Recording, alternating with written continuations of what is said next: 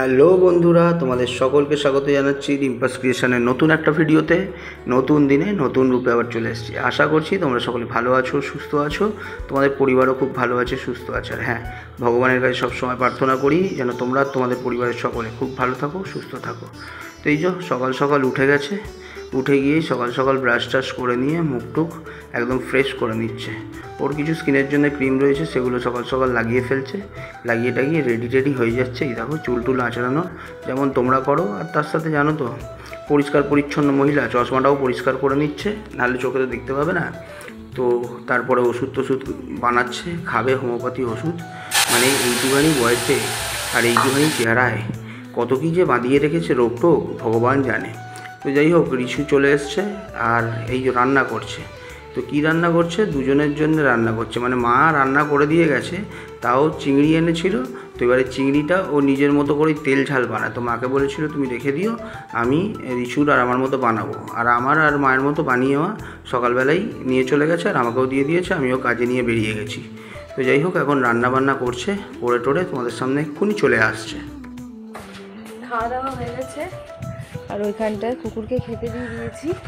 এখনো পর্যন্ত আসেনি। যে কুকুরটা এখানে ঘুরপাক খেত, ও মনে হয় বেশি দিন বাঁচবে না। ওর পিছনটা পুরো ঘা ঠা হয়ে সে কীরকম একটা বিচ্ছিরি একটা গন্ধ দিচ্ছে, রস টস বেরাচ্ছে। কতগুলো জবা ফুল দেখো, এটাই নিতে এসছি। সকাল থেকে একবার মেঘলা হচ্ছে, একবার রোদ উঠছে, এই হচ্ছে। অনেকগুলো হয়েছে।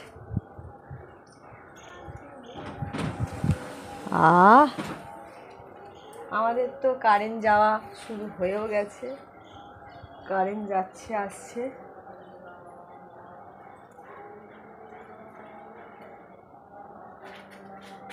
এই দেখো, খাবলে খেয়ে নিয়েছে পোকা। এই দেখো, পোকা খেয়ে নিয়েছে। আর আছে না, তো দেখতে পাচ্ছি না। এগুলো পরে একটু বড় হবে, দুদিন পরে। এতগুলো ফুল পেয়েছি আজকে, আমাদেরকে এতগুলো ফুল পেয়েছি। এবার গাছটা যত বড় হচ্ছে তো ঝাঁকড়া হয়ে উঠছে, সেই জন্য বুঝতে পারছি না কোথায় কী আছে না আছে। পাখি খাচ্ছে, পাখি। কুকুর যতক্ষণে এসে খাবে তখন পাখিরাও একটু খেয়ে নি।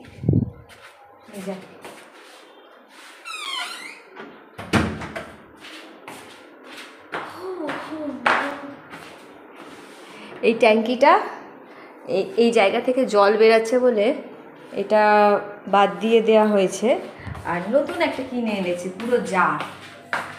এই যে পুরো একটা বড় জার কিনে এনে লাগিয়ে দেওয়া হয়েছে। এবার এখানে বাসন কোসনগুলো এখন মাজতে হবে, পরিষ্কার টুষ্কার করতে হবে। সব করে নিই আস্তে আস্তে করে।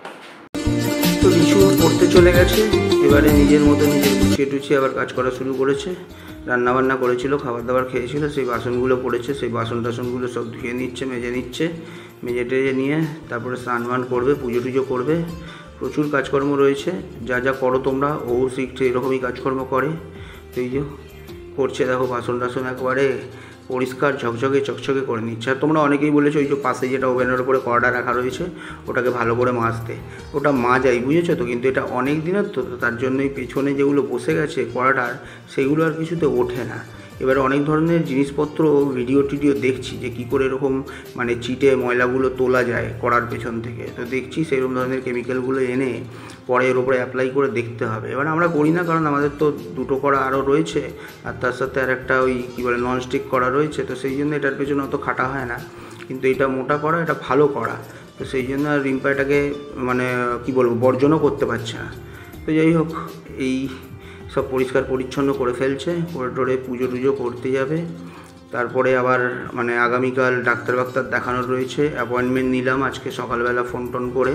তো এক জায়গায় দেখাচ্ছিলাম, তোমরা জানো ওই পোলো বলে একটা রয়েছে, মানে পোলোর আগে কী লাগাতে হয় সেটা নিশ্চয়ই তোমরা জানো, আমি আর খোলসা করছি না।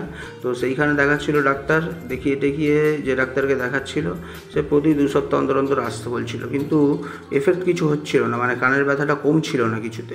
তো তারপরে বললাম যে ডাক্তারটা চেঞ্জ করো। তো ওখানেই আবার আরেকটা ডাক্তার চেঞ্জ করলো, উনি লেডি ডক্টর, তো ইএনটির, তো কান দেখাচ্ছিল।